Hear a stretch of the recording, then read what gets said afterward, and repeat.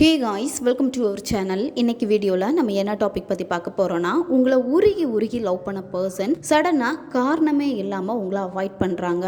இல்லை ஏதாவது ஒரு ரீசன்னால், தவிர்க்க முடியாத சுச்சுவேஷன்னால் உங்களை அவாய்ட் பண்ணுறாங்க. இந்த காதல் வேண்டாம் அப்படின்னு சொல்லிட்டு உங்களை விட்டு பிரியணும்னு நினைக்கிறாங்க. இல்லை சிலருக்கு பிரிஞ்சு போயிருப்பாங்க. உங்களுடைய லவ் பிரேக்கப் ஆகிருக்கும். அவ்வளோ ஹோப் கொடுத்துருப்பாங்க. நம்பிக்கை கொடுத்த பர்சன் சடனாக உங்களை வேணான்னு சொல்லிட்டு ஏதோ ஒரு காரணத்தை காட்டி உங்களை அவாய்ட் பண்ணுறாங்க. அந்த பர்சன் இல்லாமல் உங்களால் இருக்க முடியல. அவங்க எனக்கு வேணும். உங்களுடைய பர்சன் இல்லாமல் உங்களால் இருக்க முடியல. அவங்க என்னை அவ்வளோ உருகி அவ்வளோ லவ் பண்ண நபர் இப்போ அந்த காதலே இல்லை, என்னை நீ நினைக்காத, உன்னை நினைக்கிறதுக்கு எனக்கு டைம் இல்லை அப்படின்னு சொல்லிட்டு உங்களை ரொம்ப காயப்படுத்திட்டு உங்களை விட்டு விலகி போயிட்டாங்க. அப்படின்னா இதை நீங்கள் செய்யுங்க. 24 மணி நேரமும் எப்போவுமே அந்த பர்சன் உங்களை பற்றி தான் நினச்சிக்கிட்டே இருப்பாங்க. அதாவது உங்களுடைய லவ் எல்லாமே அந்த நபருக்கு புரிய ஆரம்பிக்கும். இதை நீங்கள் செய்கிறப்போ அந்த நபரால் உங்களை தவிர்க்க முடியாது, அவாய்ட் பண்ண முடியாது. அவங்களே தேடி பேசுவாங்க. இந்த மெத்தடை யாரெல்லாம் பயன்படுத்தலாம்னா, நீங்கள் ரிலேஷன்ஷிப்பில் இருக்கீங்க, இப்போ உங்களுக்கு இந்த பிரச்சனைகள் இருக்குது, அந்த நபர் அவாய்ட் பண்ணுறாங்க, சரியாக பேச மாட்டேங்கிறாங்க, நம்ம பிரிஞ்சிடலான்னு சொல்கிறாங்க, இல்லைனா நல்ல நண்பர்களாக நம்ம இருக்கலாம், இந்த லவ்வெல்லாம் வேணாம், செட் ஆகாது அப்படின்னு சொல்லிட்டு உங்களை காயப்படுத்துகிறாங்க. அப்படின்னா அவங்களுக்காக இதை நீங்கள் செய்யலாம். உங்களுடைய லவ் பிரேக்கப் ஆகிடுச்சு, எந்த வித கான்டாக்டுமே இல்லாமல் நீங்கள் இருக்கீங்க அப்படின்னா அந்த பர்சனுக்காக இதை நீங்கள் செய்யலாம். ஒன் சைடு லவ்வில் இருக்கிறவங்க இதை நீங்கள் பயன்படுத்தலாம். கணவன் மனைவிக்கு இடையில பிரச்சனை இருக்குது அப்படின்னா, திரும்ப சேரணும்னு நினைக்கிறீங்கன்னா அவங்க இதை பயன்படுத்தலாம். உங்களுடைய கோரிக்கைகள் நியாயமாக இருக்குது அப்படின்னா இதை நீங்கள் செய்யுங்க. நன்மைக்காக மட்டுமே பயன்படுத்துங்க. நம்ம வீடியோக்குள்ளாடி முன்னாடி நம்ம சேனலை நீங்கள் இதான் ஃபஸ்ட் டைம் பார்க்குறீங்கன்னா மறக்காமல் சப்ஸ்கிரைப் பண்ணிக்கோங்க.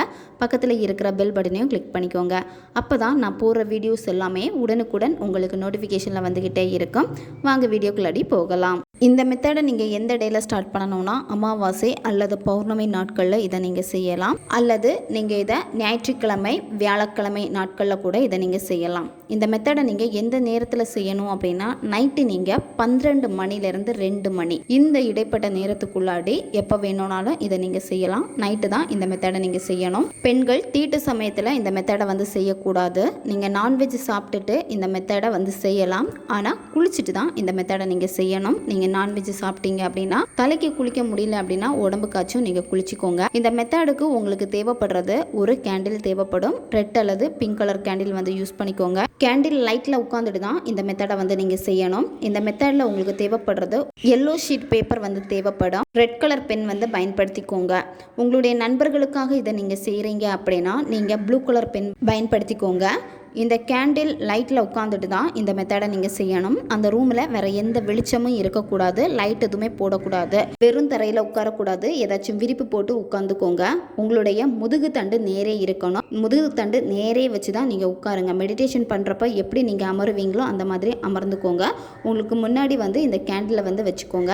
ஃபஸ்ட்டு நீங்கள் என்ன பண்ணணும் அப்படின்னா, நீங்கள் உங்களுடைய மூச்சை கவனிங்க. உங்களுடைய கவனம் எல்லாமே ஒரு நிலையாகணும். ஒரு 10லிருந்து 15 வாட்டி மூச்சு நல்லா உள்ளே இழுத்துட்டு ஆழமாக உள்ளே இழுக்கணும். வாய் வெளியே மூச்சை வெளியே விடுங்க. இந்த மாதிரி ஒரு 10லிருந்து 15 வாட்டி நீங்கள் பண்ணணும். அப்போ நீங்கள் ரொம்ப ரிலாக்ஸ் ஆவீங்க.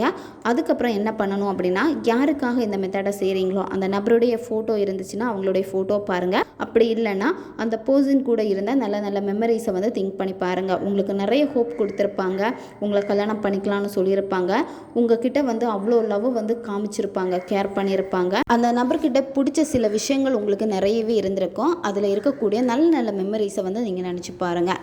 அதுக்கப்புறமா நீங்கள் என்ன பண்ணணும் அப்படின்னா, நீங்கள் எடுத்து வச்சுருக்கக்கூடிய பேப்பரில் இதை நீங்கள் எழுதணும். இப்போ உங்களுக்கு வீடியோ ஸ்க்ரீன்லேயே வரும், பார்த்துக்கோங்க. நடுவில் உங்களுடைய பர்சனுடைய பேர் போட்டுக்கோங்க, அவங்களுடைய டேட் ஆஃப் பர்த் போட்டுக்கோங்க. சிலருக்கு அவங்களுடைய டேட் ஆஃப் பர்த் தெரியாது, அப்போது அது நீங்கள் போட வேண்டாம். அவங்களுடைய பேரை மட்டும் நீங்கள் எழுதிக்கோங்க. ரவுண்டு வரையணும். இந்த ரவுண்டு வரைகிறப்போ வளையல் யூஸ் பண்ணக்கூடாது. உங்களுடைய கையால் தான் இந்த ரவுண்டு நீங்கள் வரையணும். கரெக்டாக நீங்கள் இதில் எப்படி வரைஞ்சிருக்கோ அதே மாதிரி பார்த்து தான் நீங்கள் வரையணும். அதே மாதிரி சில இடத்துல உங்கள் பர்சனுடைய பேர் உங்களுடைய பேர் வரும். அந்த மாதிரி கரெக்டாக பார்த்து நீங்கள் வரைஞ்சிக்கோங்க. இந்த ஆரோ மார்க் எல்லாமே கரெக்டாக போடுங்க. இந்த ஆரோ மார்க் எல்லாமே பார்த்தீங்கன்னா உங்களுடைய எனர்ஜி, உங்கள் எனர்ஜி சுற்றி சுற்றி அந்த பர்சன் கிட்ட போகுது. இதை நீங்கள் நினச்சிக்கோங்க. விஷுவல் பண்ணிக்கிட்டே தான் நீங்கள் வரையணும். உங்களுடைய தாட் எல்லாமே அந்த பர்சன்கிட்ட போகுது.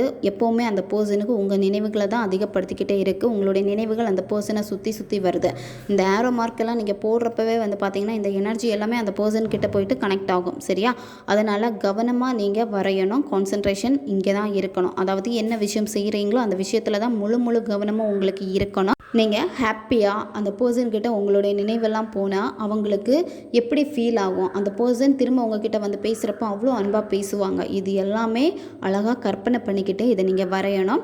வரைஞ்சி முடித்ததுக்கப்புறம் என்ன பண்ணணும் அப்படின்னா, உங்களுடைய இடது கையில் வந்து ஏதாச்சும் ஒரு பர்ஃப்யூம்னால் வந்து நல்லா ஸ்ப்ரே பண்ணிக்கோங்க. உங்களுடைய உள்ளங்கையில் வந்து நல்லா ஸ்ப்ரே பண்ணிக்கோங்க. உங்களுடைய விரல்களில் வந்து நல்லா ஸ்ப்ரே பண்ணிக்கோங்க. அதாவது கை வந்து உள்பகுதியில் தான் நீங்கள் வந்து ஸ்ப்ரே பண்ணணும், வெளிப்பக்கத்தில் பண்ணக்கூடாது. இப்போ உங்கள் பர்சனுக்கு பிடிச்ச பர்ஃப்யூம் உங்களுக்கு தெரியும் அப்படின்னா அதே பர்ஃப்யூம் வந்து இங்கே நீங்கள் பயன்படுத்திக்கோங்க.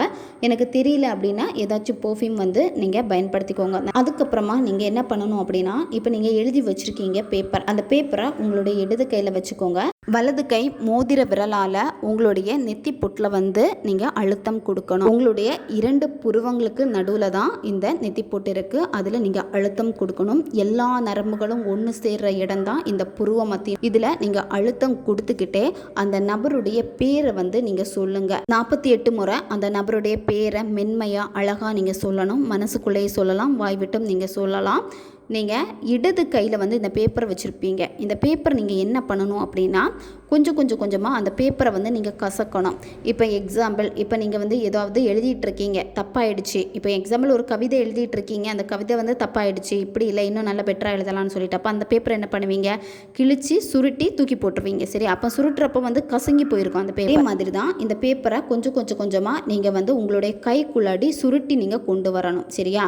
அதுக்கேற்ற மாதிரி நீங்கள் கரெக்டாக நீங்கள் வச்சுக்கோங்க. அந்த பேப்பரை உங்களுடைய நெத்தி போட்டுலாம் அழுத்தம் கொடுத்துக்கிட்டே அந்த நபருடைய பேரை சொல்லிக்கிட்டே நீங்கள் கொஞ்சமாக இந்த பேப்பரை வந்து நீங்கள் சுருட்டணும். உங்களுடைய இடது கையால் வந்து நல்லா வந்து சுருட்டிக்கோங்க. இந்த பேப்பர் வந்து நல்லா நீங்கள் சுருட்டி எடுத்துட்டீங்க. பேப்பர் வந்து நல்லா கசங்கி போயிருக்கு. கசங்கலைன்னா கைக்குள்ளாடி வச்சுட்டு நல்லா இருத்தி பிடிங்க. அப்போ நல்லா கசங்கி போகும் இந்த பேப்பர். 48 முறை அந்த நபருடைய பேரை சொல்லிட்டு அதுக்கப்புறமா நீங்கள் என்ன பண்ணணும் அப்படின்னா, உங்களுடைய இடது கையில் இந்த பேப்பர் இருக்கும். அடுத்து இந்த வலது கையை அந்த பேப்பர் மேலே வச்சுக்கோங்க. வச்சுட்டு, இன்று முதல் என் நினைவுகள் அனைத்துமே உன்னை சுற்றி உன்னை சூழ்ந்து கொண்டே இருக்கும்.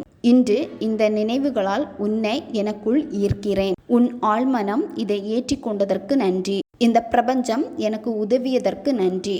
இந்த வார்த்தைகளை நீங்கள் 21 முறை நீங்கள் சொல்லணும். 21 முறை சொல்லிவிட்டு என்ன பண்ணணும் அப்படின்னா, அந்த பேப்பரை வந்து உங்களுடைய பில்லோ கடியில் வச்சுட்டு நீங்கள் தூங்கிடுங்க. மறுநாள் காலையில் எந்திரிச்சதும் என்ன பண்ணணும் அப்படின்னா, இந்த பேப்பரை வந்து உங்களுடைய மொபைல் பவுச்சில் நீங்கள் வச்சுக்கோங்க. அப்படி இல்லைன்னா இந்த பேப்பரை வந்து உங்களுடைய பேக்கில் வச்சுக்கோங்க. அதிகமாக நீங்கள் பயன்படுத்தக்கூடிய உங்களுடைய பேக்கில் வச்சுக்கோங்க. ரொம்ப சுத்தமான ஒரு இடத்துல நீங்கள் வச்சுக்கோங்க. டெய்லி நைட்டு தூங்க போகிறப்போ என்ன பண்ணணும் அப்படின்னா, நீங்கள் பெட்டில் படுத்துக்கிட்டே இந்த பேப்பரை உங்களுடைய கையில் வச்சுக்கிட்டே அந்த நபருடைய பேரை வந்து நீங்கள் சொல்லணும் 48 முறை. எப்படி ஃபஸ்ட்டு டே வந்து நீங்கள் நெத்தி பொட்டில் வந்து கை வச்சுட்டு நீங்கள் சொன்னீங்களோ அதே மாதிரி நீங்கள் சொல்லணும்.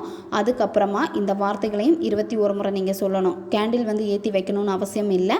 ஃபஸ்ட்டு டே மட்டும் நீங்கள் அப்படி பண்ணால் போதும். அடுத்தடுத்த நாளில் வந்து இந்த முறைகளில் வந்து இப்படி நீங்கள் செஞ்சால் போதும். 21 நாட்கள் வந்து நீங்கள் இதை ஃபாலோ பண்ணணும். ஃபஸ்ட்டு டே யூஸ் பண்ண பேப்பர் தான் அடுத்தடுத்து நீங்கள் வந்து இதை தான் யூஸ் பண்ணிக்கிட்டே இருப்பீங்க. பேப்பர் வந்து கிழிஞ்சு போகக்கூடாது. அந்த அளவுக்கு நீங்கள் கொஞ்சம் சேஃபாகவும் வச்சுக்கோங்க.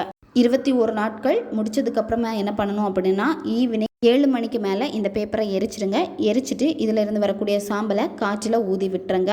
ரொம்ப பவர்ஃபுல்லான ஒரு மெத்தட் இது. அந்த பர்சன் உங்கள் நினைப்பே இல்லாமல் இருக்காங்க அப்படின்னா இதை நீங்கள் செய்கிறப்போ உங்களுடைய ஞாபகம் அந்த பர்சனுக்கு அதிகமாகும். அவங்களே தேடி வந்து பேசுவாங்க. ஓகே காய்ஸ், தேவைப்படுறவங்க இதை பயன்படுத்தி பாருங்கள். நம்ம சேனல் உங்களுக்கு பிடிச்சிருக்குன்னா மறக்காமல் சப்ஸ்கிரைப் பண்ணிக்கோங்க. வீடியோவை தேவைப்படுற உங்கள் ஃப்ரெண்ட்ஸுக்கும் மறக்காமல் ஷேர் பண்ணுங்கள். அவங்களுக்கும் இது உபயோகமாக இருக்கும். இன்னும் நிறைய வீடியோஸ் நம்ம சேனலில் அப்லோட் ஆகிட்டே இருக்கும். பக்கத்தில் இருக்க பெல் பட்டனையும் மறக்காமல் ப்ரெஸ் பண்ணி வச்சுக்கோங்க. அப்போ தான் நான் போடுற வீடியோஸ் எல்லாமே உடனுக்குடன் உங்களுக்கு நோட்டிஃபிகேஷனில் வந்துக்கிட்டே இருக்கும். அடுத்த வீடியோவில் சந்திக்கலாம். நன்றி.